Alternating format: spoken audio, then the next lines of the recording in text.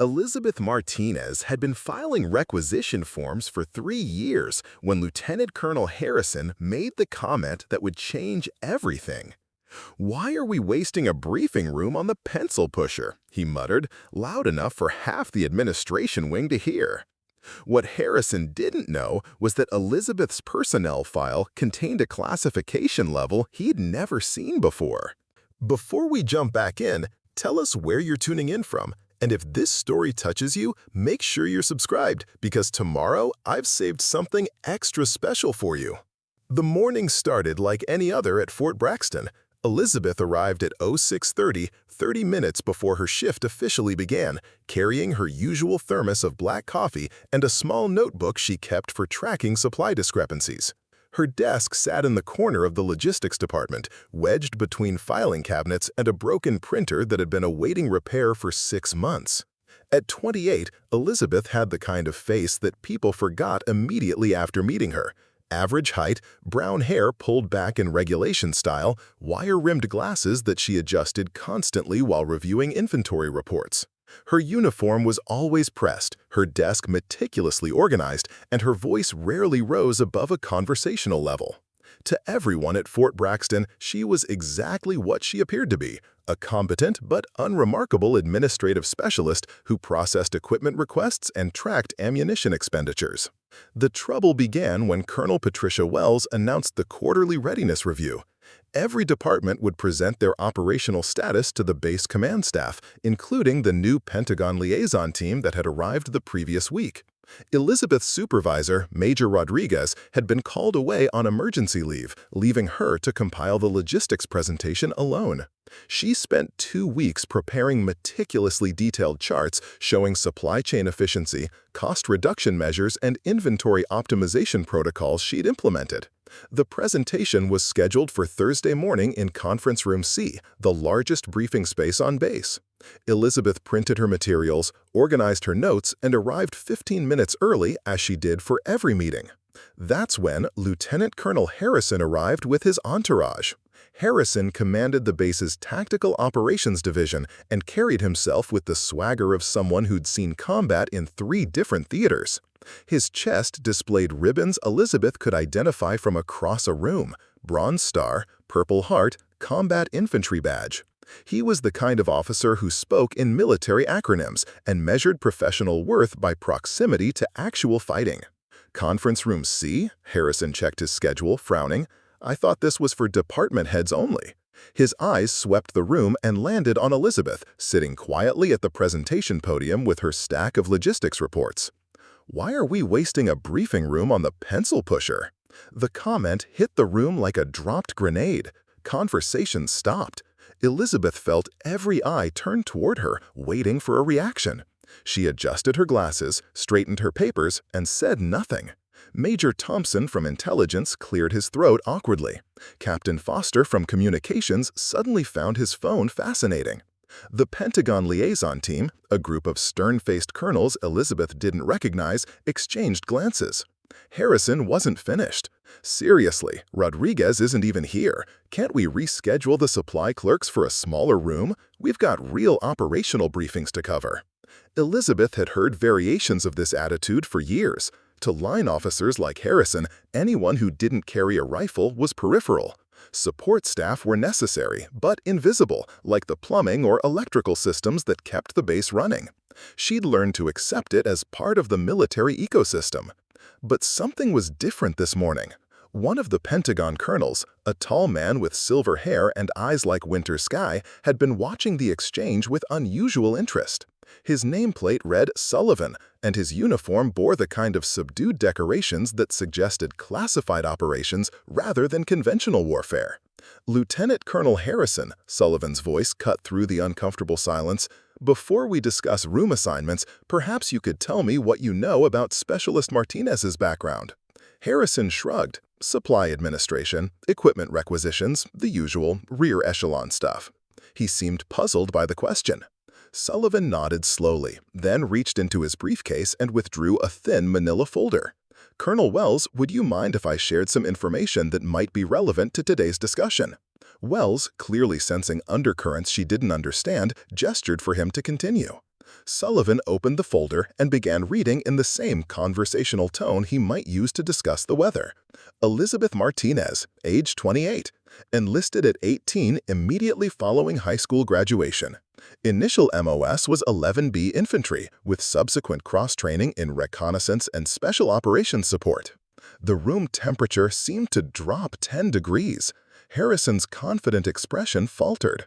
First deployment, Afghanistan, 2018 to 2019. Assigned to Forward Operating Base Meridian in Kandahar Province. Sullivan turned a page. During this deployment, Specialist Martinez participated in 73 combat patrols, 12 direct action missions, and 5 high-value target captures. Elizabeth kept her eyes on her logistics reports, but her hands had stopped moving. She could feel the attention of every person in the room like physical weight. Sullivan continued reading.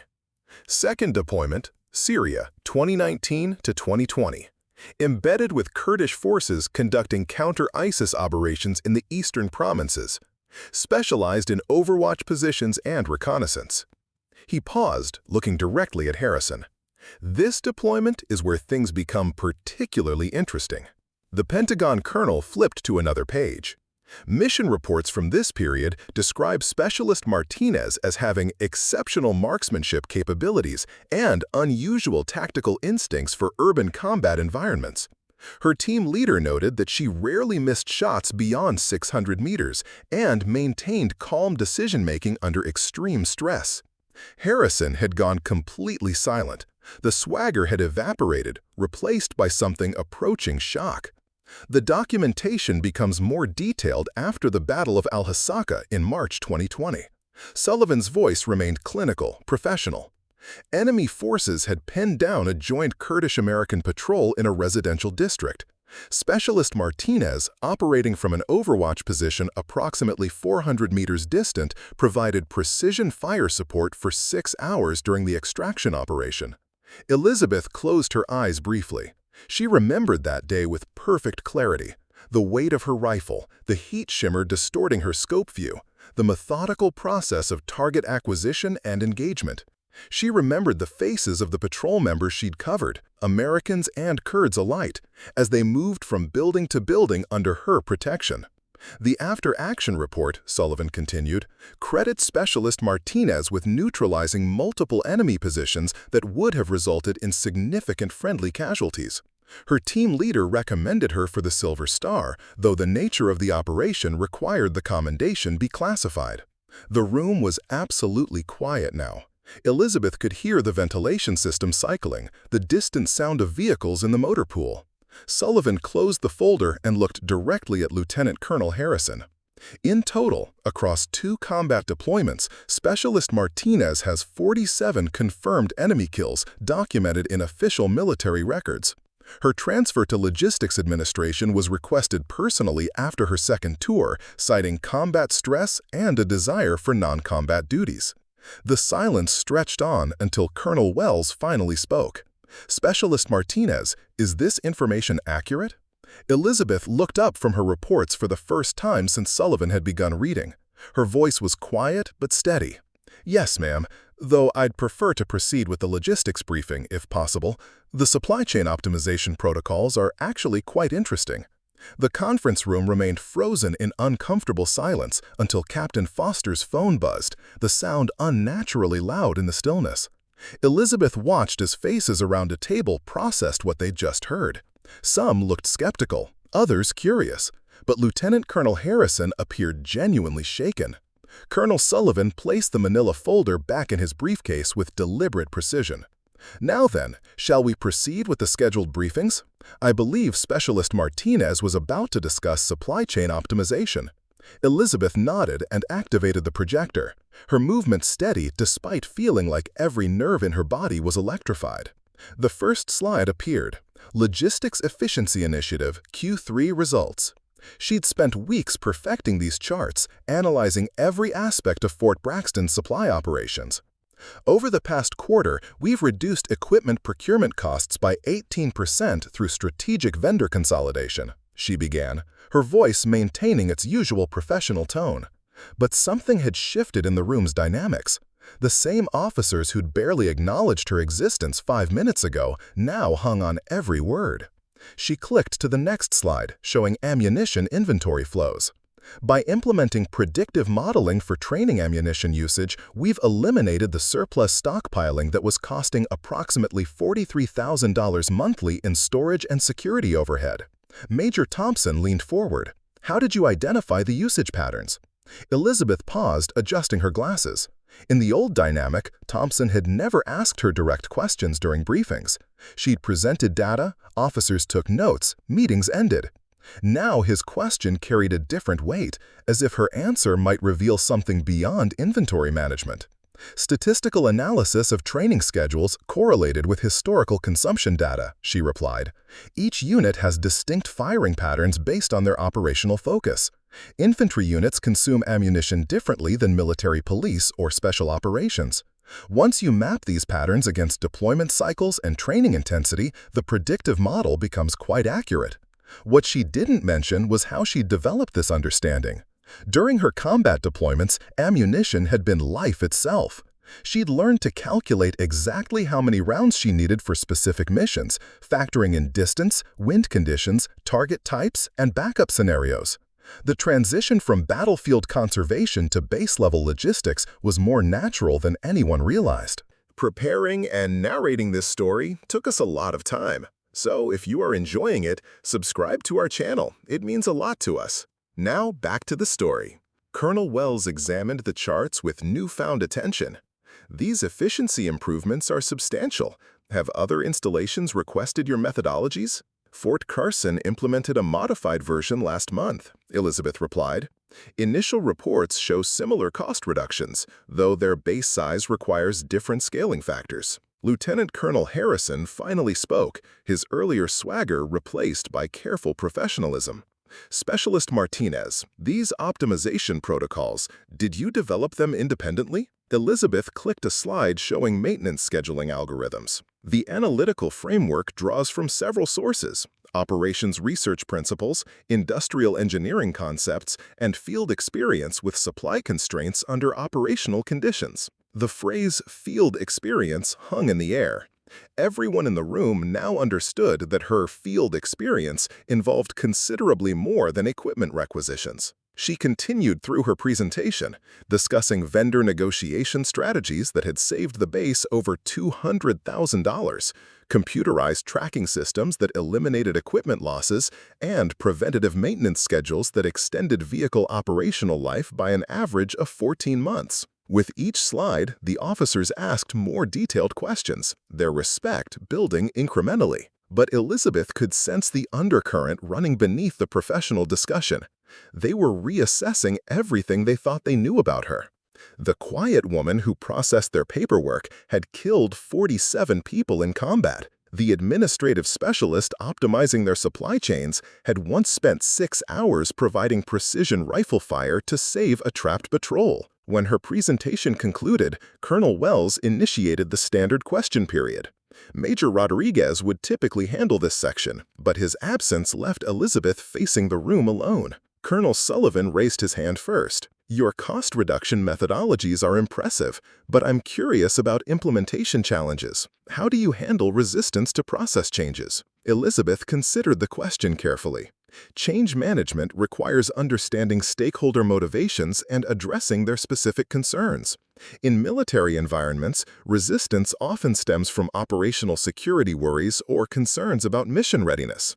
The key is demonstrating that efficiency improvements enhance rather than compromise operational capability. She thought about the Kurdish fighters she'd worked with in Syria, how they'd initially been skeptical of American tactical advice until battlefield results proved its value. Trust had to be earned through performance, not promises. Major Thompson had another question. Have you considered advanced logistics software solutions? There are several commercial platforms designed for military applications. We evaluated 4 different systems last year, Elizabeth replied, clicking to a comparison chart. While the commercial solutions offered sophisticated features, none addressed the specific security requirements and operational tempo variations we face. Building customized protocols using existing systems proved more cost-effective and secure. What she didn't explain was how her combat experience had taught her to distrust overcomplicated systems. In firefights, the most elegant solutions were often the simplest ones. Technology failed, communications broke down, but basic principles endured. The same philosophy applied to supply chain management. Captain Foster asked about maintenance scheduling integration. Elizabeth walked through her methodology for coordinating equipment upkeep with operational requirements, ensuring critical systems remain available during high-tempo periods while maximizing maintenance efficiency during downtime. As questions continued, Elizabeth noticed something unexpected happening. The officers weren't just asking about logistics anymore. They were seeking her opinion on broader operational matters, treating her insights as valuable rather than peripheral. Lieutenant Colonel Harrison, who dismissed her as a pencil pusher an hour earlier, asked about ammunition storage security protocols. His question was technical, detailed, and reflected genuine interest in her expertise. "Current protocols follow standard Department of Defense guidelines," Elizabeth replied, "but I've identified several vulnerability areas that could be addressed through relatively minor infrastructure modifications and procedural changes." Harrison nodded thoughtfully. "Could you prepare a detailed assessment for my review?" The request surprised everyone, including Elizabeth. Harrison was essentially asking her to evaluate tactical security measures for his operational division, a significant shift from their previous interaction. Colonel Sullivan interjected with a different type of question. "Specialist Martinez, given your unique background, combining combat experience with logistics expertise, have you considered officer candidate school?" The room went completely quiet. Officer candidate school was the pathway from enlisted ranks to commissioned leadership. It was a recognition of potential that Elizabeth had never seriously contemplated. "I hadn't considered it, sir," she replied honestly. "My focus has been on optimizing current operations rather than career advancement." "Your skill set is unusual," Sullivan continued. "Combat veterans often struggle with administrative duties because they view them as secondary to operational missions. You've demonstrated exceptional capability in both areas. The military needs officers who understand the critical relationship between logistics support and combat effectiveness." Elizabeth felt the weight of everyone's attention. 6 months ago, most of these officers couldn't have picked her out of a lineup. Now they were discussing her potential for leadership positions. Colonel Wells leaned back in her chair, studying Elizabeth with obvious reassessment. "Your efficiency improvements have saved this installation significant resources. Your combat record speaks to your operational capabilities. But what interests me most is how you've approached these administrative duties with the same precision and dedication you apply to combat operations." Elizabeth adjusted her glasses, buying a moment to process the colonel's observation. "Every mission matters, ma'am, whether it's ensuring ammunition availability for training exercises or providing overwatch for patrol extractions. The principles remain consistent: thorough preparation, attention to detail, and focus on supporting mission success." The comparison between ammunition management and combat overwatch wasn't lost on anyone in the room. Both required anticipating needs, maintaining readiness, and delivering precise support when called upon. Major Thompson raised another question about cross-base standardization of her logistics protocols. As Elizabeth began explaining implementation timelines, she noticed Lieutenant Colonel Harrison taking detailed notes.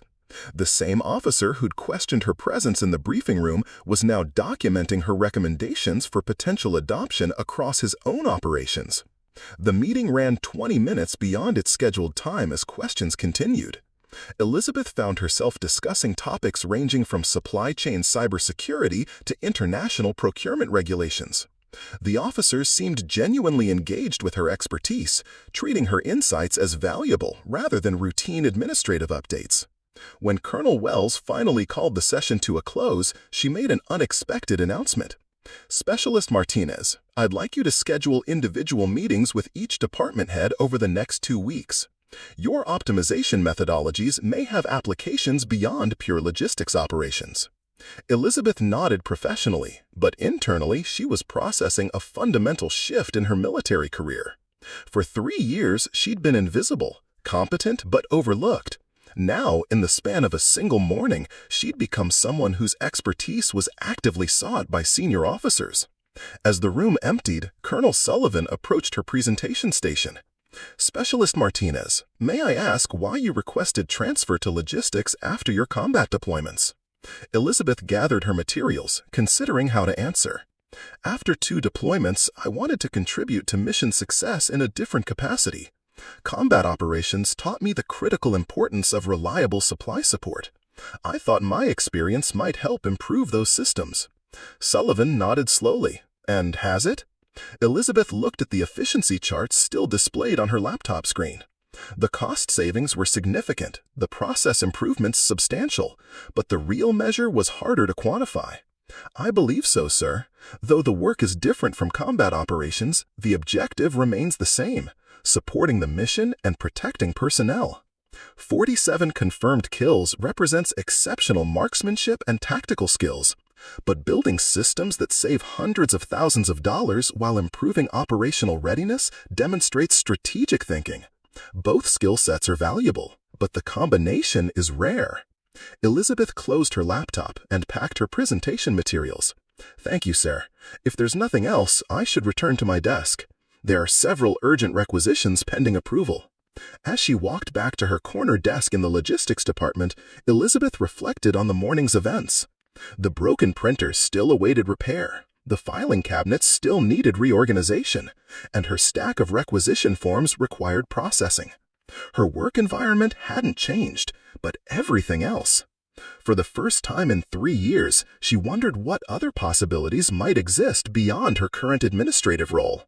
Colonel Sullivan's suggestion about officer candidate school echoed in her mind as she settled back into her routine tasks, the same quiet efficiency she'd always maintained, now carrying entirely different implications. By Friday morning, news of Elizabeth's background had spread through Fort Braxton like wildfire through dry grass.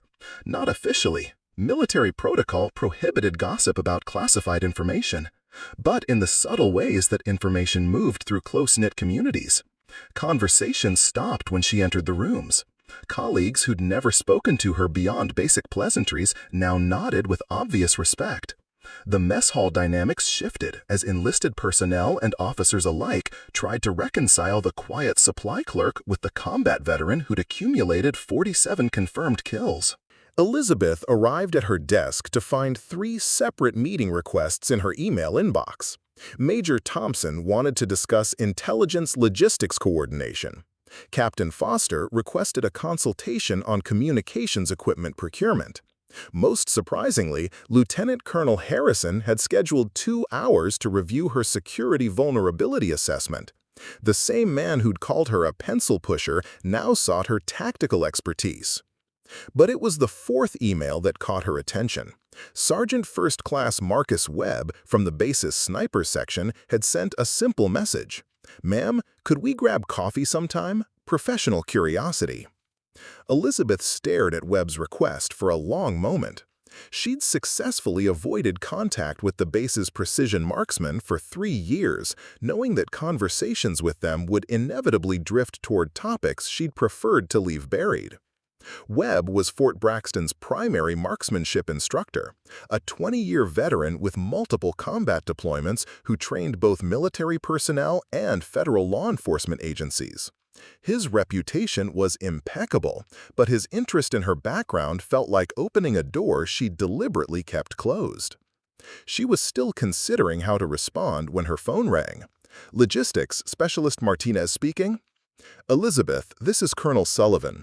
Could you report to Building 1247 immediately? We have a situation that requires your particular expertise." Building 1247 housed the base's Intelligence and Special Operations Coordination Center, a restricted facility Elizabeth had never entered. Her security clearance was sufficient for access, but her administrative duties had never required it. 20 minutes later, she found herself in a windowless conference room facing a wall of monitors displaying satellite imagery, tactical maps, and real-time intelligence feeds. Colonel Sullivan stood beside a detailed topographical map of what appeared to be mountainous terrain marked with various symbols and annotations. "We've got a developing situation in Afghanistan," Sullivan began without preamble. "A joint special operations team is conducting time-sensitive reconnaissance in the Kunar province. Their extraction helicopter developed mechanical problems and made an emergency landing approximately 40 kilometers from the nearest forward operating base." Elizabeth studied the map, noting elevation markers, terrain features, and likely approach routes. Her mental database of Afghan geography, dormant for 3 years, activated automatically. She recognized the region, similar terrain to areas where she'd operated during her first deployment. "Local intelligence indicates Taliban forces are converging on the crash site," Sullivan continued. "The team has defensive positions, but they're outnumbered and low on ammunition. A rescue operation is being coordinated, but the terrain presents significant challenges for both ground and air approaches." Elizabeth followed the tactical situation developing on the monitors. Radio chatter provided updates from the stranded team, their voices professional despite increasingly desperate circumstances. She could visualize their position, understanding instinctively how the terrain would channel enemy approaches and limit friendly fire solutions. "Sir, I'm not sure how logistics support can assist with an active combat situation," she said carefully. Sullivan turned from the displays to face her directly. "We're not looking for logistics support. We need someone who understands that specific operational environment and can provide tactical recommendations for the rescue mission commanders." The request hit Elizabeth like a physical blow. For 3 years, she'd successfully compartmentalized her combat experience, focusing exclusively on supply chain management and administrative efficiency. Now they were asking her to return mentally to Afghanistan, to the mindset that had kept her alive through dozens of firefights and enabled her to protect other soldiers with precision rifle fire. Major Anderson, whom Elizabeth recognized as the base's Special Operations Liaison, stepped forward. "Specialist Martinez, your personnel file indicates extensive experience with Overwatch operations in similar terrain. The rescue team commanders specifically requested input from personnel familiar with Taliban tactics in mountainous environments." Elizabeth approached the main display, showing live drone footage of the crash site. The disabled helicopter sat in a narrow valley, surrounded by rocky outcroppings and steep ridgelines. The Special Operations team had established a defensive perimeter, but their position was fundamentally compromised. Higher ground dominated their location from multiple angles. "The team needs to move," she said, her voice taking on a different quality as tactical analysis replaced administrative politeness. "Their current position is indefensible once enemy forces reach the surrounding ridgelines."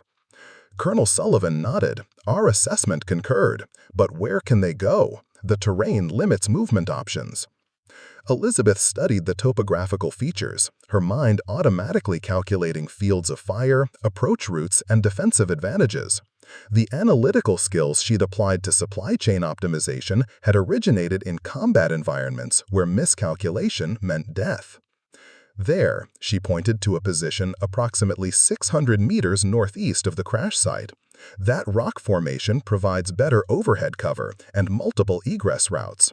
But more importantly, it offers commanding views of likely enemy approach paths." Major Anderson leaned closer to examine her recommendation. "Getting there requires crossing open terrain under potential enemy observation." "Not if they move during the next 45 minutes, Elizabeth replied, checking the time display. "Local sunrise is approximately 90 minutes. The combination of pre-dawn darkness and morning ground fog will provide concealment for most of the movement. After that, they'll be exposed."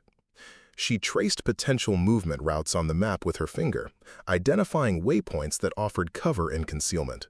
The process felt disturbingly familiar, like retrieving a skill set that had been temporarily stored rather than abandoned. Colonel Sullivan was already coordinating with the rescue mission commanders via encrypted communications. "Overlord, this is Control. We're recommending immediate team displacement to grid November 73451. Specialist Martinez, please provide detailed movement recommendations." Elizabeth found herself speaking directly to Special Operations personnel conducting a live mission. describing terrain features and tactical considerations with the precision that had once kept her alive in similar circumstances. The administrative specialist who processed equipment requisitions had vanished, replaced by the combat veteran who'd survived 2 deployments through careful observation and accurate shooting. The primary route follows the stream bed for approximately 300 meters, then transitions to the ridgeline approach, she explained into the communications system. Watch for fighting positions in the rock formations at grid November 7328. If enemy forces are already in position there, you'll need to take the southern approach, but that route increases exposure time by approximately 12 minutes. The team leader's voice crackled through the speakers. Copy control. Beginning movement in 5 minutes. Request overwatch coordination during displacement. Elizabeth's breath caught. They were asking for sniper support during the team's movement, the same type of precision fire support she'd provided countless times during her combat deployments. But she was sitting in a conference room 3,000 miles away from the action, unable to provide the protection these soldiers needed. Negative overwatch available from our position, Colonel Sullivan responded. You're operating independently until rescue forces arrive. Elizabeth watched the drone feed as 9 special operations personnel began their movement across hostile terrain without the covering fire she'd once provided to similar teams. Her hands clenched unconsciously as she tracked their progress, anticipating threats and calculating shooting solutions she couldn't deliver. The team moved with professional precision, but Elizabeth could see what the drone cameras couldn't capture: subtle indicators of enemy presence in the surrounding terrain, a rock formation that provided too perfect a fighting position to remain unoccupied, a terrain feature that channeled movement into predictable patterns, small details that meant life or death to soldiers on the ground. Control, we've got movement on the eastern ridgeline, the team leader reported. Multiple personnel approximately 800 meters from our position. Elizabeth studied the drone feed, identifying muzzle flashes from enemy positions. The Taliban fighters had reached the high ground faster than anticipated, placing them in position to interdict the American team's movement. They're walking into a trap, she said quietly to Colonel Sullivan. The enemy has positioned themselves to channel the team into that open area at grid November 7337. Once they're exposed there, it becomes a killing field. Sullivan immediately transmitted the warning, but Elizabeth could see that the team was already committed to their movement route. Changing direction now would cost precious time they didn't have as dawn approached. She watched helplessly as the tactical situation deteriorated on her screens.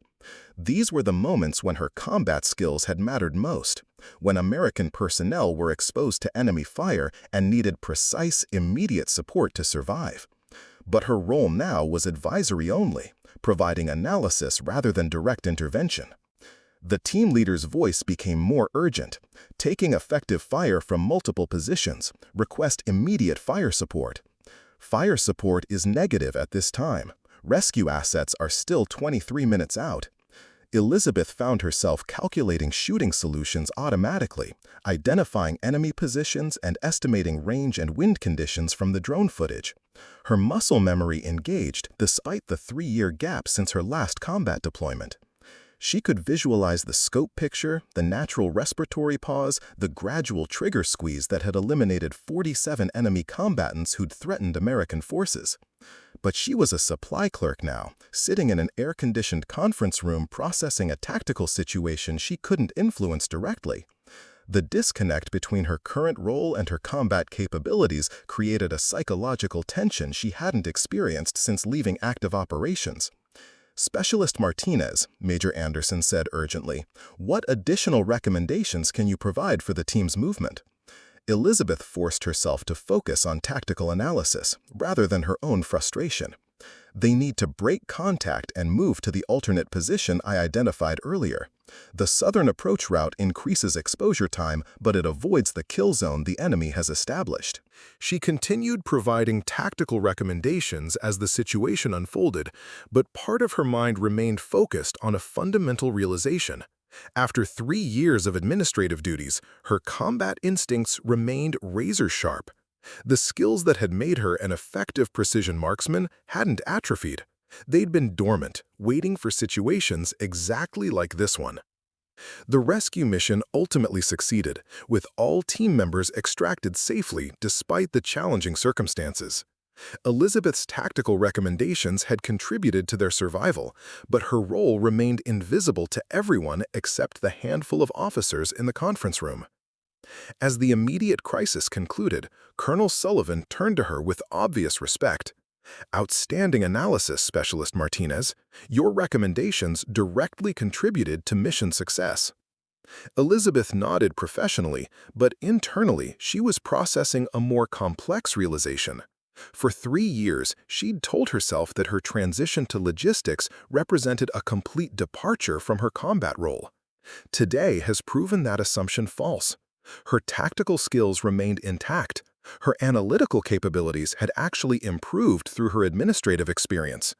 And her value to military operations extended far beyond supply chain management. Walking back to her desk in the logistics department, Elizabeth carried with her a growing understanding that her carefully constructed separation between past and present might be more artificial than she'd believed. The question was whether she wanted to continue maintaining that separation or explore what other possibilities might exist. 3 days after the Afghanistan crisis, Elizabeth's carefully ordered world began unraveling in ways she hadn't anticipated. The first sign came during her morning routine when she discovered Sergeant First Class Webb waiting by her desk, 2 cups of coffee in hand, and an expression that suggested their conversation would be anything but casual. "Mornin', ma'am," Webb said, offering her one of the cups. "Figured we might have that chat I mentioned." Elizabeth accepted the coffee while studying Webb's demeanor. At 38, he carried himself with the relaxed confidence of someone who'd spent 2 decades perfecting lethal skills. His service record included deployments to Iraq, Afghanistan, and several classified operations that had earned him decorations most soldiers never saw. More importantly, he represented a community Elizabeth had deliberately distanced herself from, the precision marksman who understood exactly what 47 confirmed kills meant. "What did you want to discuss, Sergeant?" she asked, settling into her desk chair while Webb pulled up a nearby seat. Webb sipped his coffee thoughtfully before responding. "Word's gotten around about your background. Most folks are impressed, some are curious, but the shooters? We're interested for different reasons." Elizabeth felt a familiar tension building in her shoulders. She'd known this conversation was inevitable once her combat record became public knowledge. The sniper community was small, tight-knit, and protective of their specialized culture. They would want to understand how someone with her capabilities had ended up processing supply requisitions. "I requested transfer to logistics after my deployments," she said carefully. "Different mission focus, different skill requirements."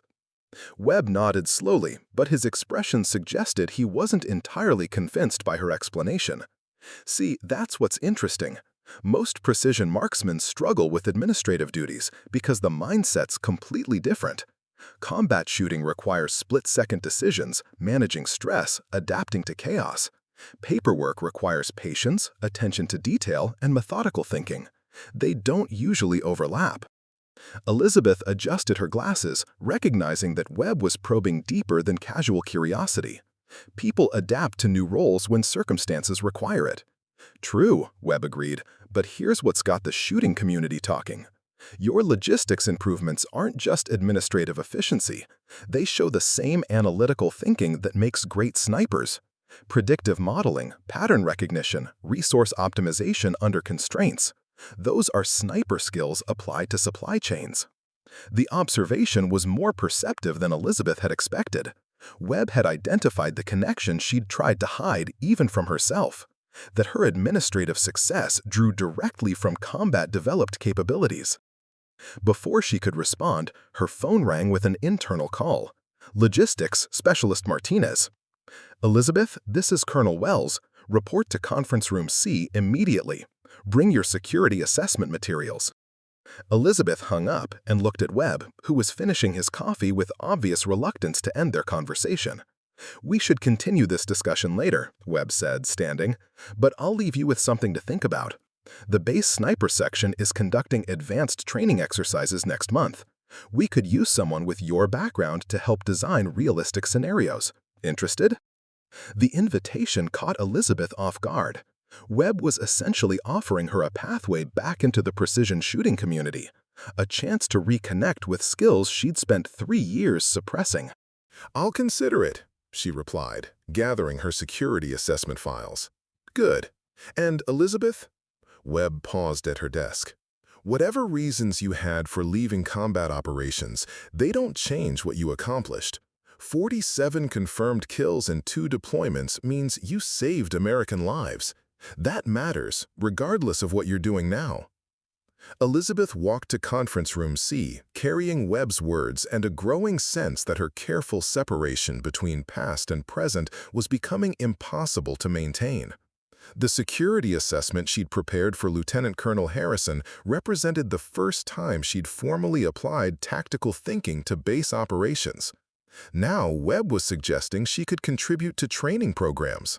Her expertise was becoming integrated rather than compartmentalized. She entered the conference room to find an unexpected gathering. Colonel Wells sat at the head of the table, flanked by Lieutenant Colonel Harrison, Major Thompson, and 2 officers she didn't recognize. A full colonel with ranger tabs and a lieutenant colonel whose uniform suggested military intelligence background. "Specialist Martinez," Colonel Wells began, "I'd like you to meet Colonel Davidson from Army Special Operations Command and Lieutenant Colonel Chen from Defense Intelligence Agency. They've reviewed your security assessment and have some questions." Elizabeth placed her materials on the table, immediately sensing that this meeting carried implications beyond routine-based security. Colonel Davidson's presence suggested special operations interest, while Lieutenant Colonel Chen's DIA affiliation indicated intelligence community involvement. "Your vulnerability assessment is comprehensive," Colonel Davidson said, opening a copy of her report. "You've identified 17 potential security weaknesses, ranging from perimeter monitoring gaps to communications protocol vulnerabilities. What's particularly impressive is your analysis of how these weaknesses could be exploited in coordinated attacks." Elizabeth had approached the security review methodically, examining Fort Braxton's defenses from an adversary's perspective. Her combat experience provided insight into how enemy forces might probe for weaknesses, while her administrative knowledge revealed bureaucratic vulnerabilities that pure tactical thinking might miss. "The assessment draws from multiple perspectives," she replied carefully: "administrative oversight, tactical considerations, and operational security requirements." Lieutenant Colonel Chen leaned forward with obvious interest. "Your threat modeling is sophisticated. You've anticipated attack vectors that our professional security teams missed during their last evaluation. How did you develop this analytical framework?" The question felt loaded with implications Elizabeth wasn't certain she understood. Combat experience teaches you to think like the enemy. Administrative duties teaches you to identify systemic weaknesses. Combining both perspectives provides a more complete picture. Colonel Davidson exchanged a meaningful glance with Chen before continuing. "We're developing a new program that requires personnel with exactly your combination of skills: combat experience, analytical capabilities, and understanding of military administrative systems. The position would involve evaluating security protocols at sensitive installations and developing countermeasures against sophisticated threats." Elizabeth felt the conversation shifting into territory she hadn't anticipated. This wasn't about logistics optimization or base security. They were describing an intelligence role that would utilize both her combat background and administrative expertise. "Sir, I'm currently assigned to logistics duties. My transfer request specifically requested non-combat positions." "This wouldn't be combat operations," Chen clarified. "It's analytical work, but at a strategic level. Think of it as applying your logistics optimization to national security challenges." Colonel Wells intervened with additional context.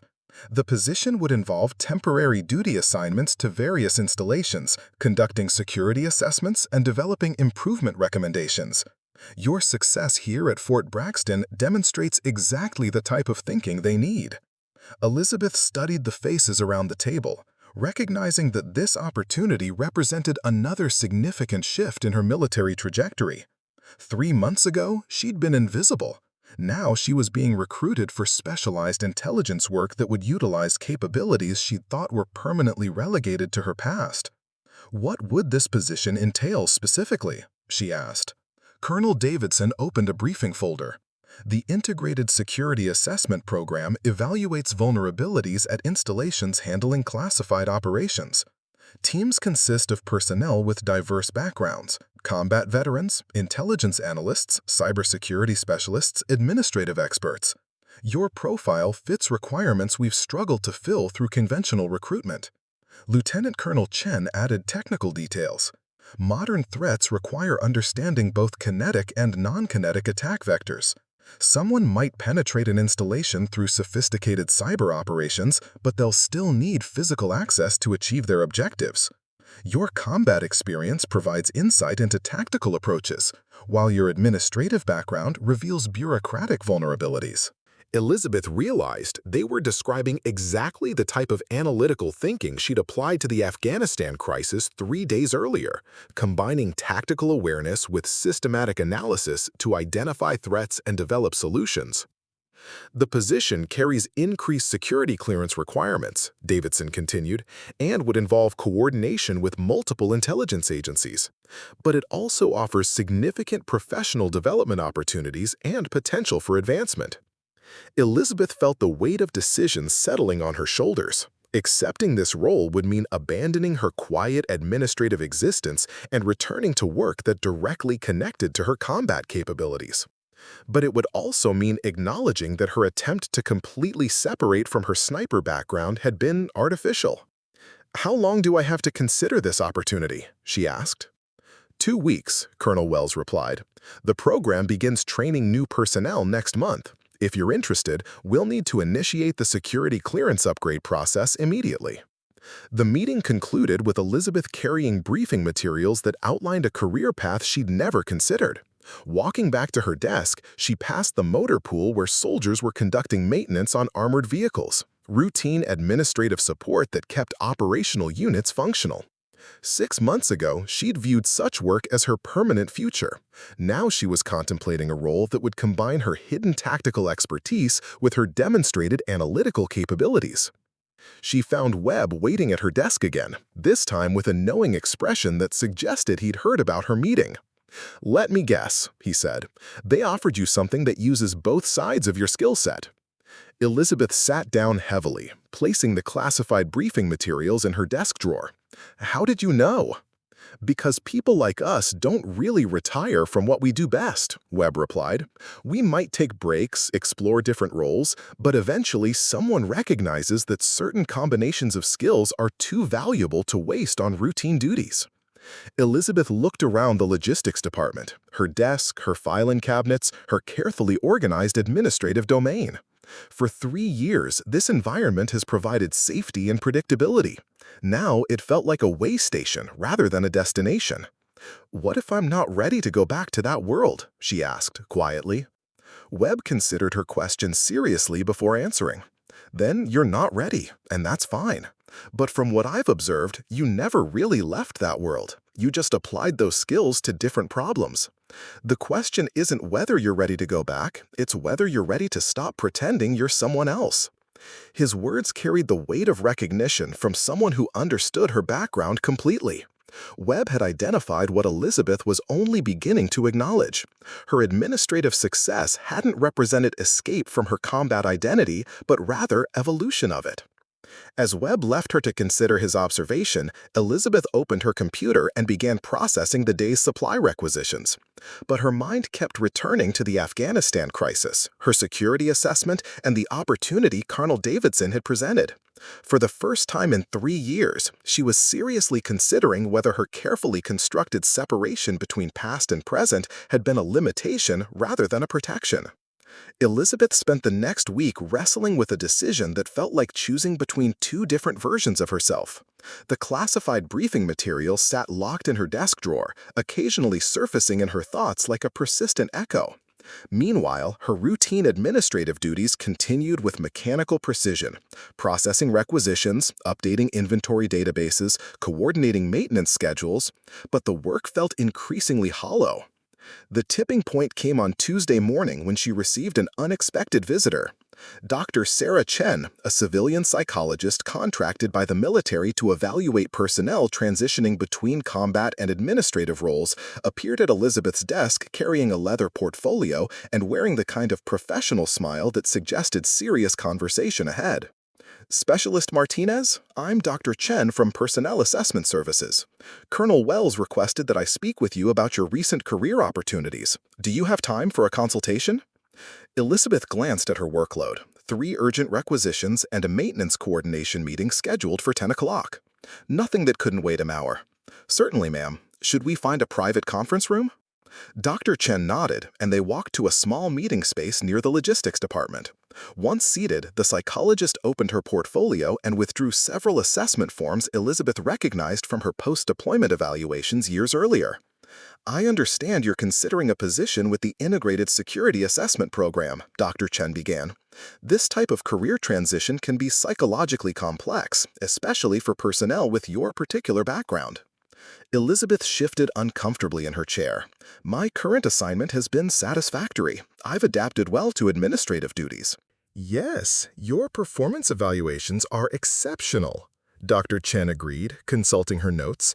But adaptation and fulfillment aren't always the same thing. I'm curious about your feelings regarding the potential transition back to work that directly utilizes your combat experience. The question cut directly to the heart of Elizabeth's internal conflict. For 3 years, she'd told herself that leaving combat operations behind represented growth and maturity. Now she was being asked to examine whether that narrative was accurate or simply protective. I requested transfer to logistics because I wanted to contribute in a different capacity, Elizabeth replied carefully. Combat operations require a particular mindset that I wasn't sure I wanted to maintain long-term. Dr. Chen made notes while listening. Can you describe what aspects of that mindset concerned you? Elizabeth considered how to articulate something she'd never fully examined herself. Combat shooting requires you to make life-and-death decisions quickly, often with incomplete information. You develop a tolerance for violence that becomes normalized. I wasn't certain that mindset was healthy for long-term military service. Dr. Chen made notes while listening. Can you describe what aspects of that mindset concerned you? Elizabeth considered how to articulate something she'd never fully examined herself. Combat shooting requires you to make life-and-death decisions quickly, often with incomplete information. You develop a tolerance for violence that becomes normalized. I wasn't certain that mindset was healthy for long-term military service. But your administrative work has involved similar decision-making processes: resource allocation under constraints, risk assessment, strategic planning. The stakes are different, but the analytical frameworks overlap significantly. The observation surprised Elizabeth with its accuracy. Her logistics optimization had indeed required rapid decision-making, pattern recognition, and systematic thinking under pressure. The skills were parallel, even if the consequences differed dramatically. I suppose there are similarities, Elizabeth acknowledged. But logistics decisions don't involve taking human lives. No, they don't, Dr. Chen agreed. But they do affect human lives. Your supply chain improvements have enhanced training safety, improved equipment reliability, and optimized resource allocation. Those changes protect military personnel, just through different mechanisms. Elizabeth felt a fundamental assumption shifting beneath her feet. She'd convinced herself that administrative work represented a complete departure from the life-and-death responsibilities of combat operations. But Dr. Chen was suggesting that the difference was one of degree rather than kind. The position you're considering would combine both skill sets. How do you feel about returning to work that directly connects to your sniper background? Elizabeth stared at the table, processing the question that had kept her awake for several nights. I'm not sure I can trust myself to maintain appropriate boundaries if I return to that world. What do you mean by appropriate boundaries? In combat, you develop a very specific relationship with violence. It becomes a tool, something you apply precisely to achieve tactical objectives. But that relationship, it changes you. I'm not certain I want to risk reactivating those responses. Dr. Chen leaned forward slightly, her expression becoming more focused. Elizabeth, can I share an observation based on your psychological profile and recent performance evaluations? Elizabeth nodded, though she felt apprehensive about what the psychologist might have identified. Your combat experience didn't damage your capacity for appropriate judgment. It refined it. Your administrative success demonstrates exceptional analytical thinking, ethical decision-making, and concern for personnel welfare. These qualities suggest that your combat experience enhanced rather than compromised your professional capabilities. The assessment challenged everything Elizabeth had believed about her post-deployment psychology. She'd assumed that her administrative success represented escape from her combat identity, but Dr. Chen was suggesting integration instead of separation. Furthermore, Dr. Chen continued, your reluctance to return to combat-related duties actually demonstrates healthy psychological processing. You're not eager to return to violence, which indicates appropriate emotional regulation rather than concerning detachment. Elizabeth felt years of carefully constructed assumptions beginning to dissolve. Are you saying my concerns about returning to tactical work are unfounded? I'm saying your concerns demonstrate exactly the type of mature judgment the military needs in personnel handling sensitive operations. Someone who takes the responsibility seriously, who understands the weight of life and death decisions, and who has proven capable of exceptional performance under pressure. Dr. Chen closed her portfolio and fixed Elizabeth with a direct gaze. The question isn't whether you're psychologically suitable for the intelligence position. You clearly are. The question is whether you're ready to integrate rather than compartmentalize your capabilities. After Dr. Chen left, Elizabeth returned to her desk with a fundamentally altered perspective on her situation. The work continued: purchase orders, inventory reports, maintenance schedules. But she found herself examining each task through the lens of their conversation. Her logistics improvements had indeed affected personnel safety and mission readiness. Her administrative skills had proven as valuable to military operations as her combat capabilities. That afternoon, Sergeant Webb appeared at her desk again, this time carrying a tactical rifle case and wearing the expression of someone with a specific agenda. Ready for that training scenario consultation I mentioned? He asked. Elizabeth looked at the rifle case, recognizing the implicit invitation. Webb was offering her a chance to reconnect with precision shooting in a controlled, professional environment. No combat stakes, no life or death pressure, just the technical application of skills she'd spent years developing. "What kind of scenarios are you designing?" she asked. "Complex urban environments with multiple threat vectors and civilian considerations.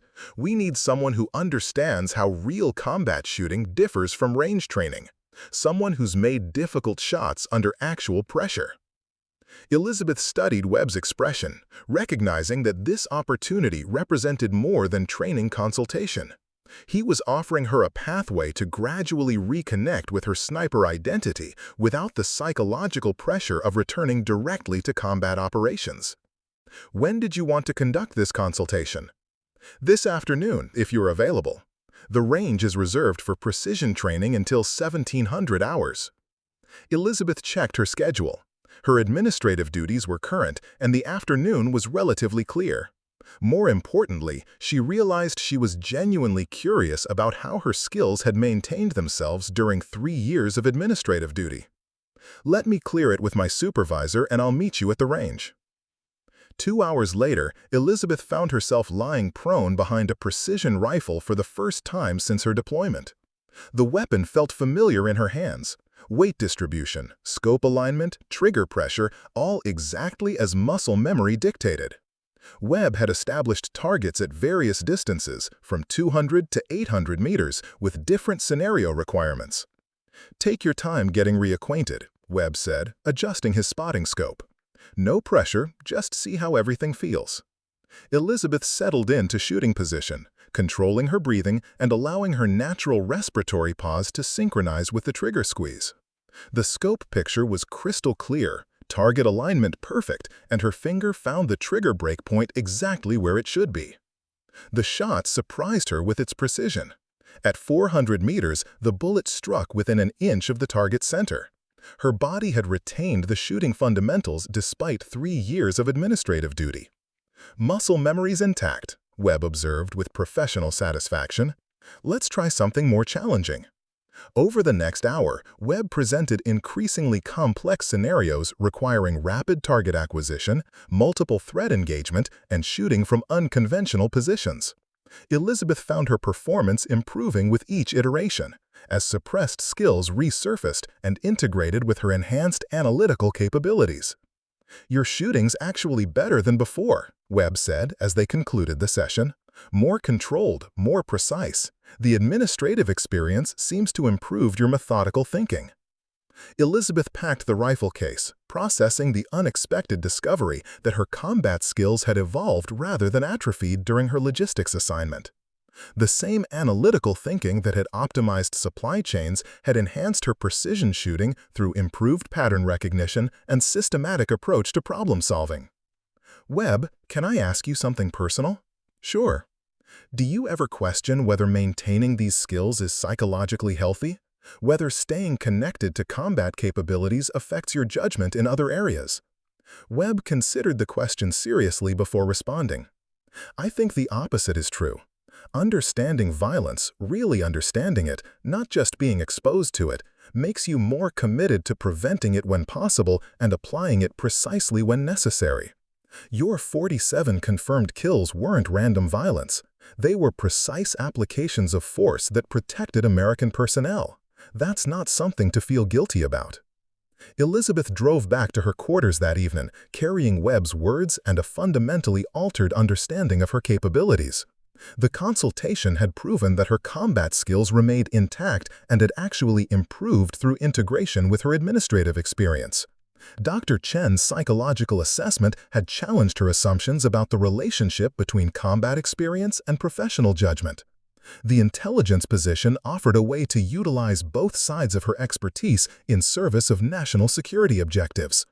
For the first time since Colonel Davidson's recruitment offer, Elizabeth began seriously considering the possibility that returning to work connected to her combat background might represent growth rather than regression.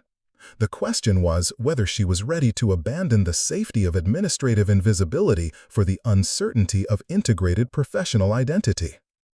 That night, she reviewed the classified briefing materials one more time, but now she was reading them as genuine possibilities rather than abstract opportunities. The Integrated Security Assessment Program represented exactly what Dr. Chen had described: integration rather than compartmentalization of her capabilities. Elizabeth fell asleep that night with the growing realization that her decision was becoming clear, even if she wasn't quite ready to acknowledge it yet. Elizabeth's decision crystallized on Thursday morning, triggered by an event that had nothing to do with career opportunities or psychological evaluations. She was reviewing ammunition procurement contracts when her computer chimed with an encrypted message from Colonel Sullivan. The subject line read, "Urgent, operational support required." She opened the message to find a brief but critical request. "Report to Building 1247 immediately. Bring tactical analysis materials and prepare for extended briefing. Time-sensitive situations developing." 20 minutes later, Elizabeth found herself in the familiar windowless conference room, but this time facing a crisis that dwarfed the Afghanistan helicopter extraction. The wall displays showed a facility layout she didn't recognize, some kind of industrial complex with multiple buildings, perimeter security, and what appeared to be classified research laboratories. Colonel Sullivan stood beside a tactical map marked with red threat indicators. "We've got a developing hostage situation at the Blackwater Research Facility in Nevada. Domestic terrorists have seized control of a classified weapons development laboratory and are holding 17 civilian researchers and military personnel." Elizabeth studied the displays, immediately recognizing the tactical complexity of the situation. The facility's design created multiple choke points and defensive positions that would make any rescue operation extremely hazardous. Local law enforcement and FBI tactical teams are on scene, Sullivan continued, but the facility's classification level limits their access to critical intelligence about the building layouts and security systems. We need someone who can analyze the tactical situation and provide recommendations for breach and rescue operations. Major Anderson appeared on screen via secure video link from the Nevada site. "Control, we've got a serious problem here. The terrorists have positioned themselves with clear fields of fire covering all primary approach routes. They've also demonstrated knowledge of the facility's security protocols that suggests inside information." Elizabeth found herself leaning forward, her mind automatically processing the tactical situation.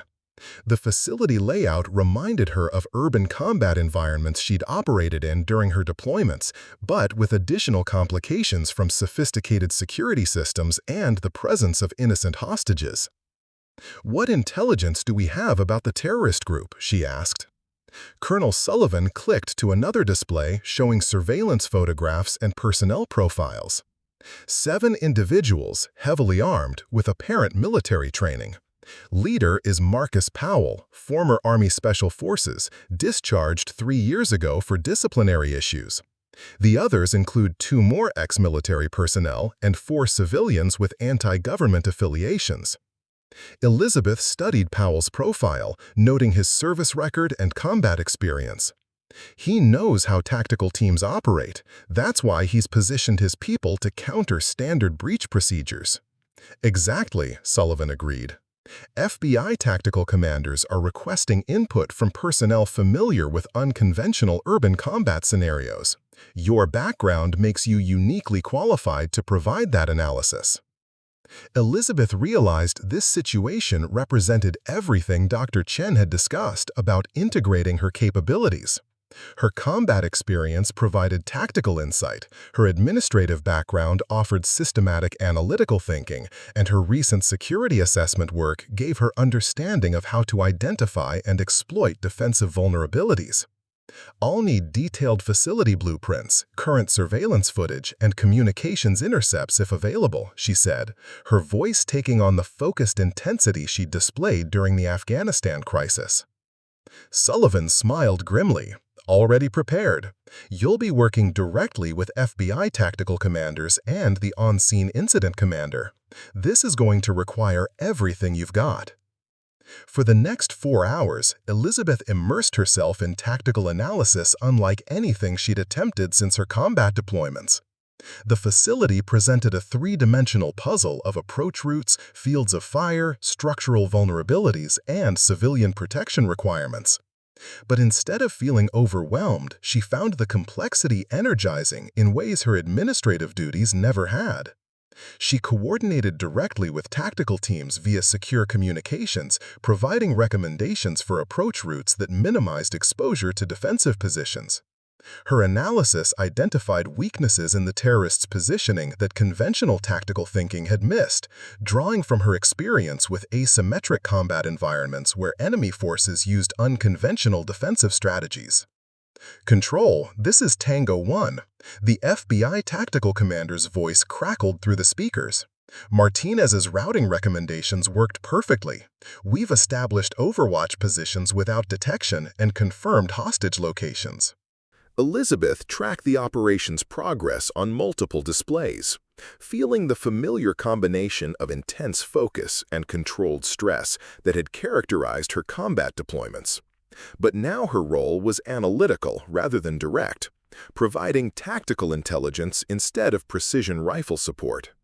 The breakthrough came when she identified a ventilation system vulnerability that allowed tactical teams to approach the main laboratory without using predictable hallway routes. Her recommendation drew from her understanding of building systems gained through logistics work, combined with tactical thinking about unconventional approach methods. Tango 1, Control. We're recommending a ventilation approach via Shaft 7 Alpha.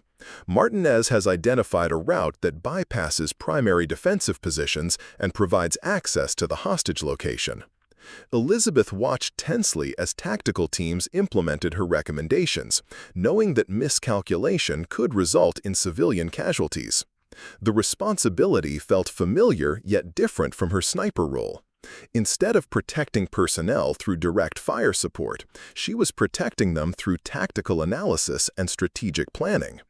The operation concluded successfully 3 hours later, with all hostages rescued and 6 of 7 terrorists captured alive.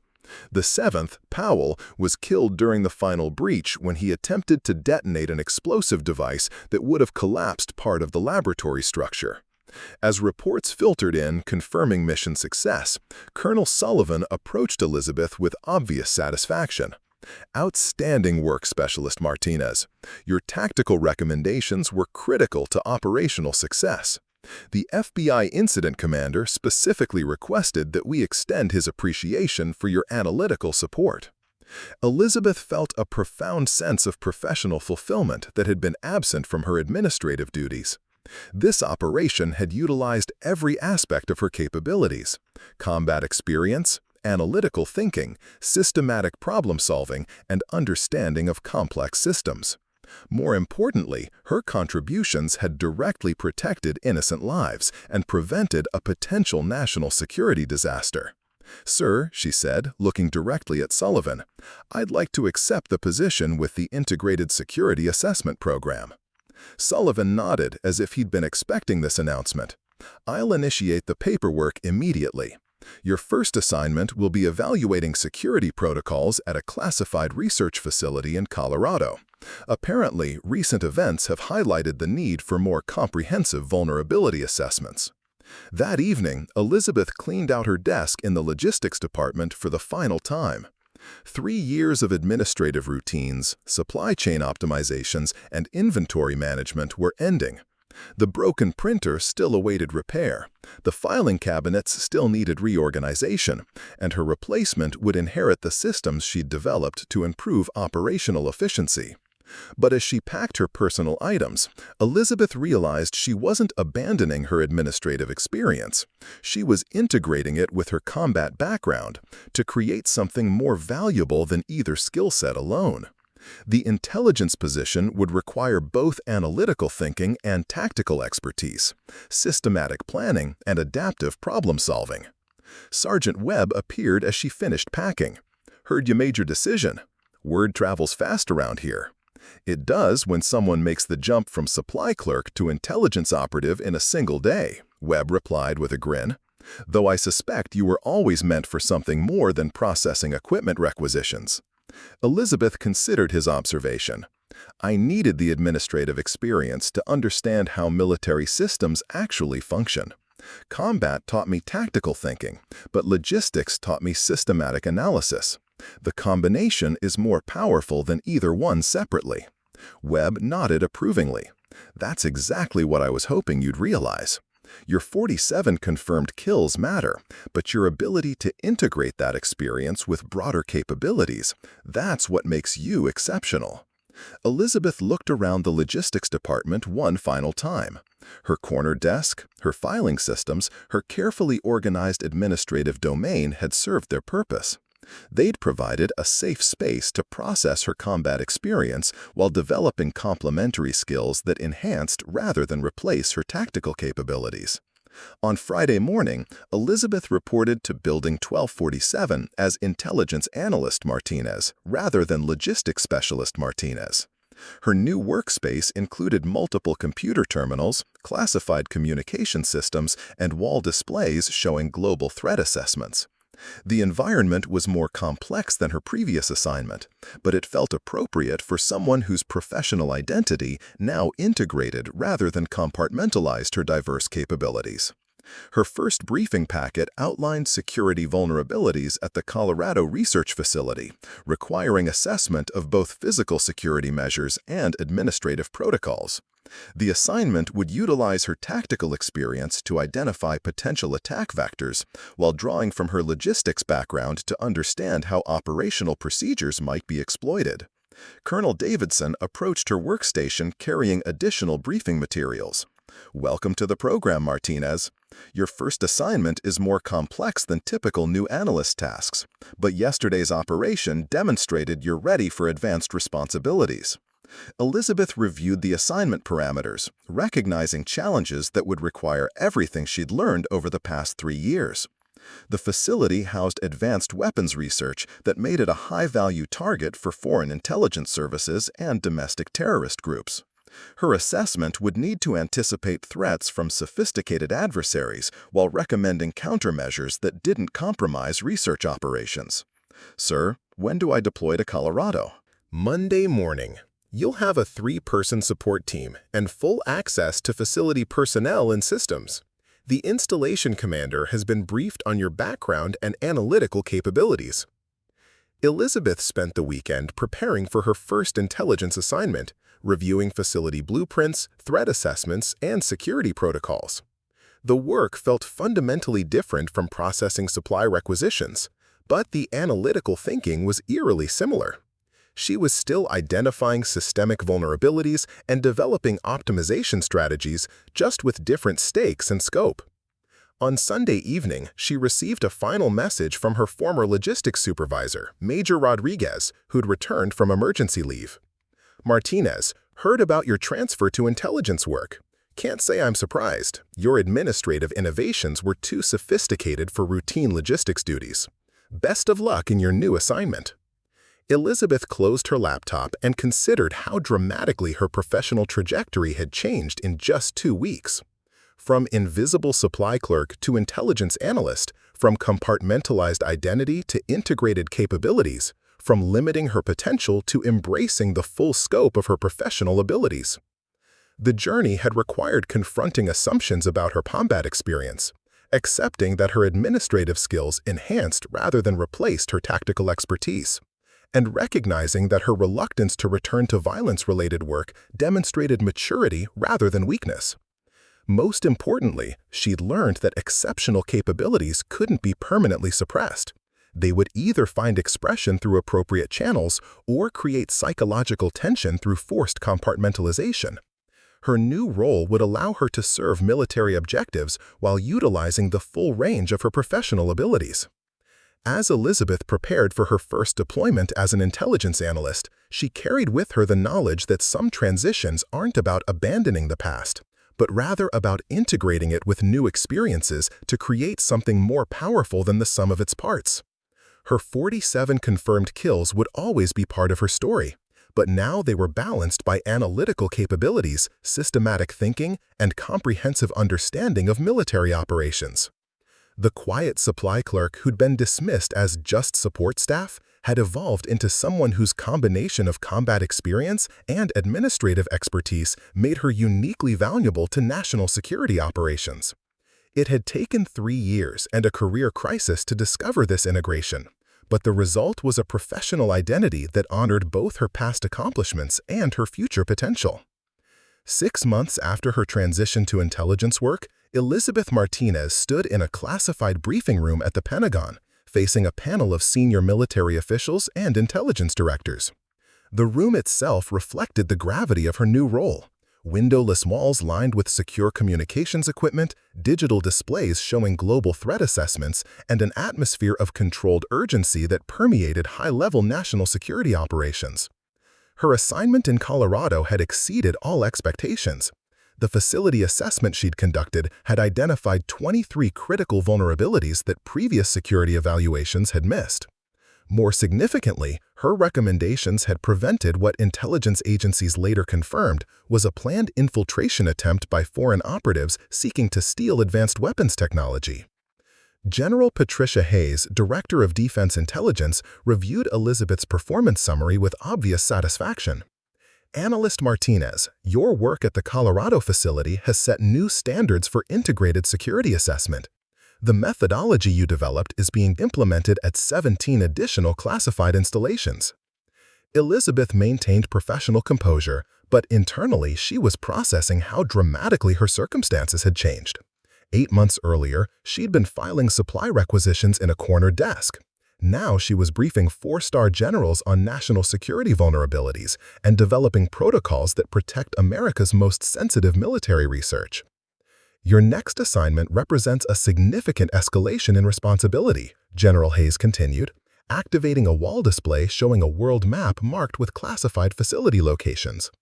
The President has authorized a comprehensive review of overseas installation security, particularly facilities involved in joint operations with allied nations. You'll lead a team of 12 analysts conducting assessments across 4 continents. Elizabeth studied the global scope of her new assignment, recognizing challenges that would require every skill she'd developed over her military career. Each facility would present unique cultural considerations, different threat environments, and varying levels of allied cooperation. Success would demand tactical expertise, analytical thinking, diplomatic sensitivity, and operational leadership. "Ma'am, what's the timeline for this assessment program?" 18 months, replied Admiral James Morrison from the Joint Chiefs of Staff, beginning with NATO facilities in Eastern Europe, then Pacific installations in Japan and South Korea, followed by Middle Eastern operations in undisclosed locations. The scope is unprecedented, but recent intelligence indicates coordinated efforts by hostile nations to penetrate our overseas operations. Elizabeth felt the familiar surge of professional challenge that had characterized her best combat missions. This assignment would test not only her analytical capabilities, but also her ability to lead diverse teams in complex international environments. Colonel Davidson, who'd recruited her for the intelligence program, provided additional context. Your team will include former special operations personnel, cybersecurity specialists, diplomatic security experts, and military engineers. Your role is integration coordinator, ensuring all assessment elements work together effectively. The meeting concluded with Elizabeth receiving classified briefing materials that would consume the next 2 weeks of preparation. As she gathered her materials, General Hayes approached with a personal observation. "Martinez, I've reviewed your complete file, including your transition from combat operations to administrative duties and now to intelligence analysis. That career path is highly unusual, but it's produced exactly the type of integrated thinking we need for modern security challenges."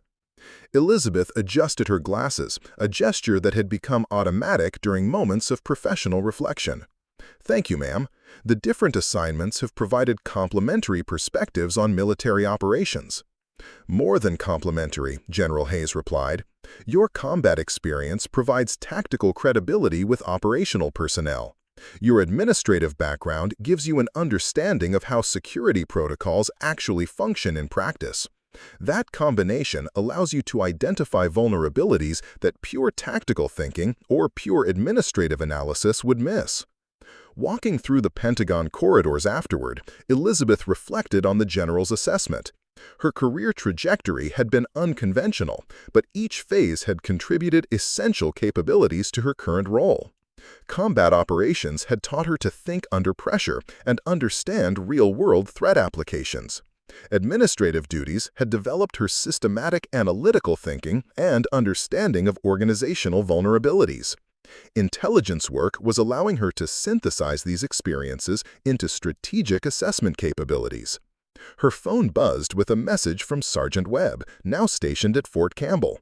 "Saw the promotion announcement in Army Times. Intelligence analyst to senior assessment coordinator in 8 months. Pretty impressive for someone who used to process supply requisitions. Congratulations on finding where you belong." Elizabeth smiled at Webb's message, remembering their conversations about whether she could trust herself to return to work connected to her combat background. His support had been crucial during her decision-making process, providing perspective from someone who understood both her capabilities and her concerns. She responded, "Thanks for pushing me to stop limiting myself. The shooting consultation you provided helped me realize my skills had evolved rather than atrophied. Looking forward to applying everything I've learned on a global scale." That evening, Elizabeth packed for her first overseas deployment as a senior intelligence analyst.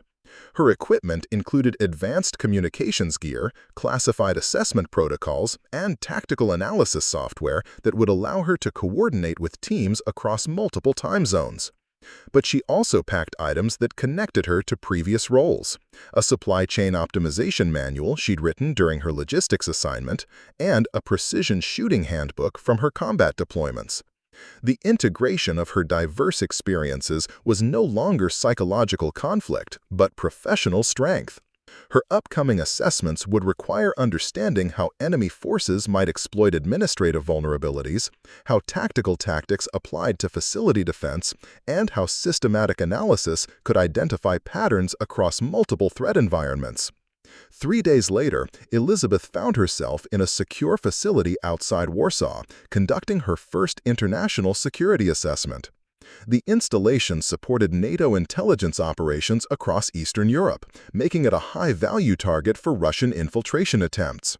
Her team included specialists from 5 different countries, each bringing unique expertise to the comprehensive evaluation. The complexity exceeded anything she'd encountered during her previous assignments. Russian intelligence services had demonstrated sophisticated understanding of NATO procedures, suggesting long-term penetration efforts that exploited both technological and human vulnerabilities.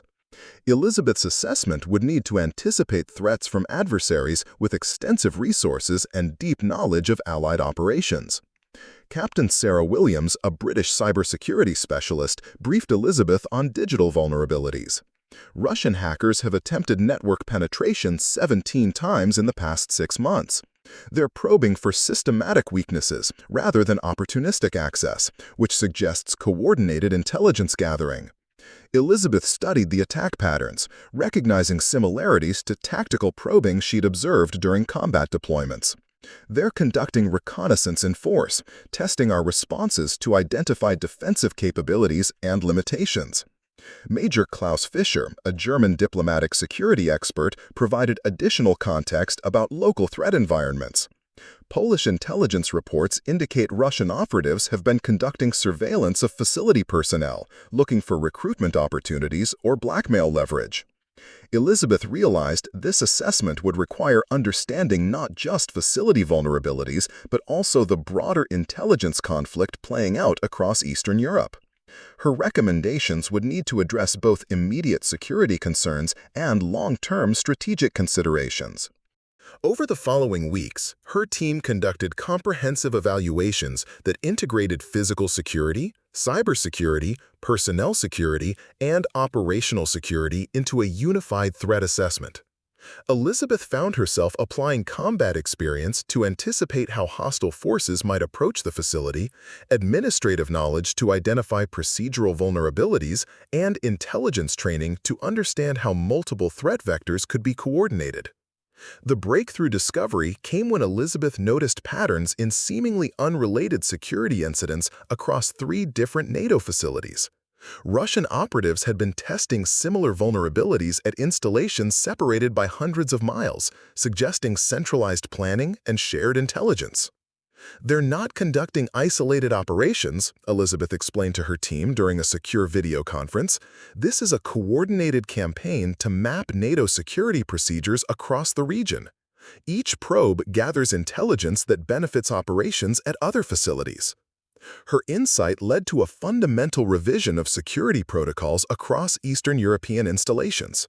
Instead of treating each facility as an isolated security challenge, NATO began implementing coordinated countermeasures that address the systematic nature of Russian intelligence operations. General Hayes contacted Elizabeth directly to acknowledge her contribution. Your pattern analysis prevented what intelligence assessments indicate would have been successful penetration of at least 2 critical NATO facilities. The methodology you developed is being adapted for security reviews worldwide. Elizabeth's success in Poland led to expanded responsibilities for her Pacific assignments. In Japan, she discovered vulnerabilities created by cultural differences between American and Japanese security practices. In South Korea, she identified weaknesses in joint operations protocols that North Korean intelligence had been attempting to exploit. Each assignment reinforced Elizabeth's understanding that modern security challenges required exactly the type of integrated thinking her unconventional career had developed. Pure tactical expertise couldn't address sophisticated cyber threats. Administrative knowledge alone couldn't anticipate asymmetric attacks. But the combination of combat experience, systematic analysis, and intelligence training allowed her to identify vulnerabilities that specialized approaches missed. 18 months after beginning the Global Assessment Program, Elizabeth returned to the Pentagon to brief senior leadership on her findings. The conference room was packed with officials from multiple agencies, all interested in the comprehensive security picture her team had developed. Our assessments identified systematic vulnerabilities across 47 facilities, Elizabeth reported, displaying a global threat map. Hostile intelligence services have been conducting coordinated operations to exploit common weaknesses in Allied security procedures. However, our countermeasures have successfully disrupted these efforts while improving overall defensive capabilities. Admiral Morrison reviewed her statistics with obvious satisfaction. Analyst Martinez, your program has achieved security improvements that exceed all initial projections. More importantly, you've developed assessment methodologies that other agencies are requesting for their own operations. Elizabeth felt profound professional satisfaction as she concluded her presentation. The Global Assessment Program had utilized every capability she'd developed throughout her military career, while contributing to national security objectives at the highest levels. Her evolution from combat sniper to logistics specialist to intelligence analyst had created exactly the type of integrated expertise that modern threats required. 18 months after beginning the Global Assessment Program, Elizabeth returned to the Pentagon to brief senior leadership on her findings. The conference room was packed with officials from multiple agencies, all interested in the comprehensive security picture her team had developed. Our assessments identified systematic vulnerabilities across 47 facilities, Elizabeth reported, displaying a global threat map. Hostile intelligence services have been conducting coordinated operations to exploit common weaknesses in Allied security procedures. However, our countermeasures have successfully disrupted these efforts while improving overall defensive capabilities. Admiral Morrison reviewed her statistics with obvious satisfaction. Analyst Martinez, your program has achieved security improvements that exceed all initial projections. More importantly, you've developed assessment methodologies that other agencies are requesting for their own operations. Elizabeth felt profound professional satisfaction as she concluded her presentation. The Global Assessment Program had utilized every capability she developed throughout her military career, while contributing to national security objectives at the highest levels. Her evolution from combat sniper to logistics specialist to intelligence analyst had created exactly the type of integrated expertise that modern threats required. After the briefing, General Hayes approached with a final recognition. Martinez, I'm recommending you for promotion to warrant officer and assignment as Director of Integrated Security Assessment. The program you've developed is becoming a permanent Pentagon capability, and you're the obvious choice to lead it. Elizabeth accepted the promotion with the understanding that her career had found its optimal expression. Her 47 confirmed kills would always represent her combat contributions, but her broader impact would come through developing security methodologies that protect American personnel and facilities worldwide. That evening, she called Sergeant Webb to share her promotion news. From supply clerk to Pentagon director in less than 2 years, Webb observed with obvious pride. Though I suspect this was always where you were headed once you stopped hiding from your own capabilities. Elizabeth considered his assessment while looking out her Pentagon office window at the Washington skyline. Her journey from underestimated administrative specialist to senior intelligence official had required confronting assumptions about her potential, integrating rather than compartmentalizing her diverse experiences, and accepting that exceptional capabilities demanded exceptional applications. The quiet woman who'd once processed equipment requisitions in a corner desk had become someone whose expertise protected American interests on a global scale.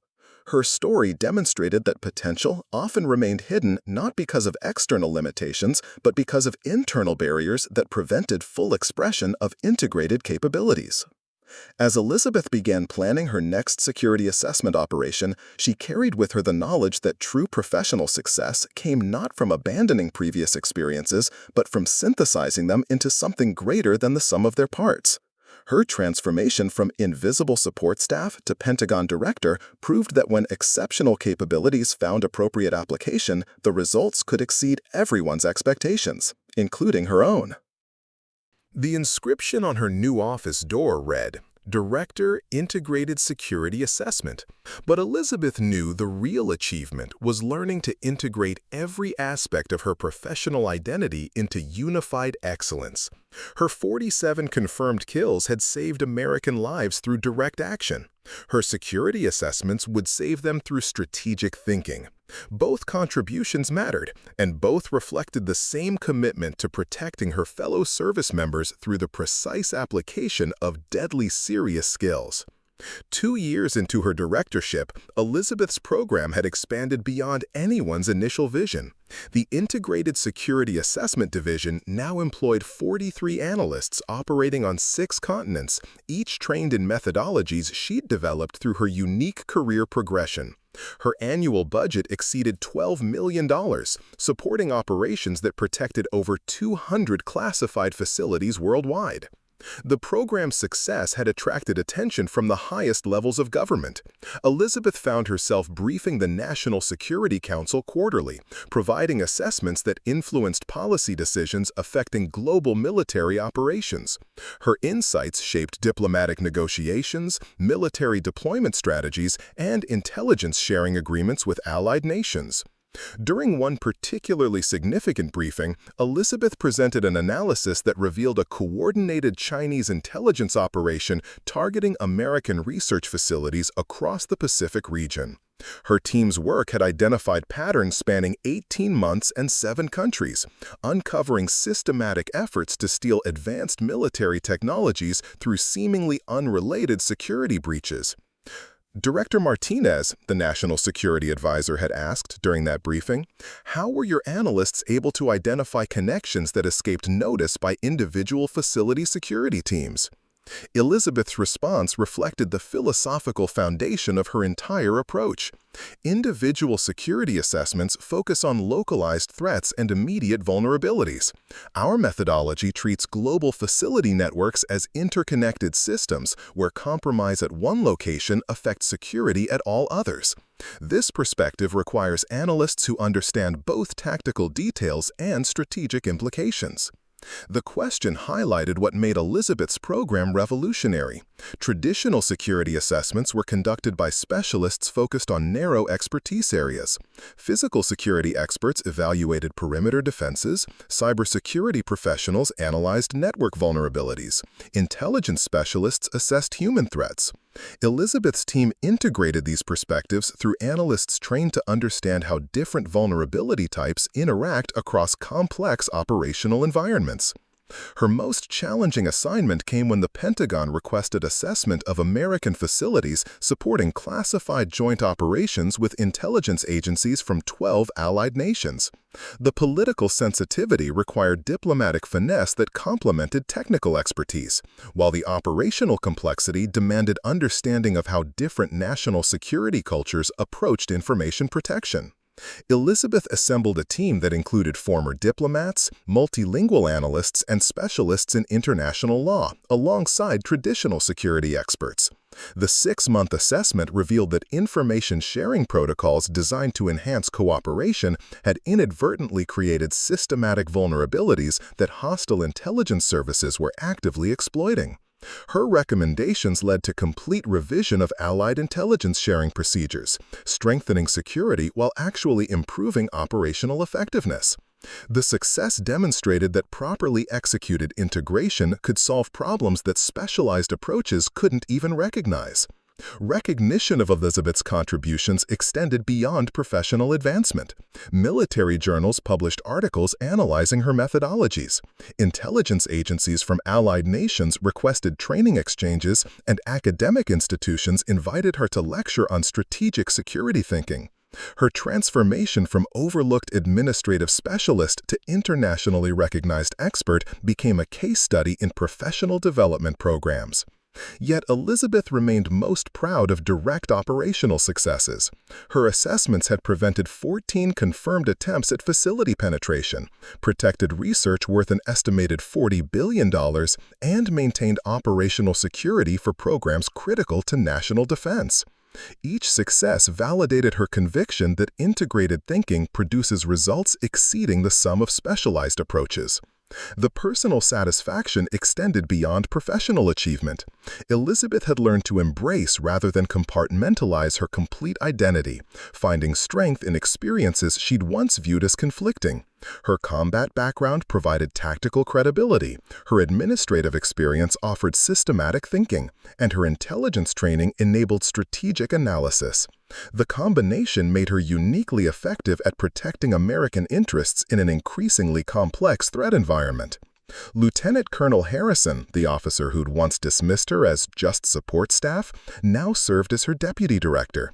During a recent planning meeting, he'd made an observation that captured Elizabeth's remarkable journey. "Ma'am, I've been thinking about that morning when Colonel Sullivan first read your combat record. I was embarrassed then about underestimating you, but now I realize the real lesson wasn't about hidden capabilities, it was about recognizing that exceptional people often operate in ways that don't fit conventional expectations." Elizabeth had smiled at Harrison's reflection, remembering her own assumptions about the incompatibility between combat experience and administrative success. Her career had proven that apparent contradictions often represented complementary strengths waiting for appropriate integration. As she concluded another 18-hour day coordinating global security operations, Elizabeth reflected on the circuitous path that had led from her corner desk in the logistics department to her Pentagon office overlooking the Potomac River. The journey had required courage to challenge her own limitations, wisdom to recognize that growth meant integration rather than abandonment of previous experiences, and persistence to prove that unconventional approaches could achieve exceptional results. Her story demonstrated that potential often remained unrealized, not because of external barriers, but because of internal assumptions about what combinations of capabilities were possible or appropriate. Once those assumptions were challenged, the results could transform not only individual careers, but entire organizational approaches to complex challenges. Elizabeth Martinez had become living proof that when exceptional capabilities found their proper expression, they could protect American interests on a scale that few individual contributors ever achieved. Her 47 confirmed kills represented precise application of tactical skills under extreme pressure. Her security assessments represented strategic thinking that protected thousands of American personnel across global operations. Both achievements reflected the same fundamental commitment to mission success through the precise application of hard-earned expertise. Up next, you've got two more standout stories right on your screen. If this one hits the mark, you won't want to pass these up. Just click and check them out. And don't forget to subscribe and turn on the notification bell so you don't miss any upload from us.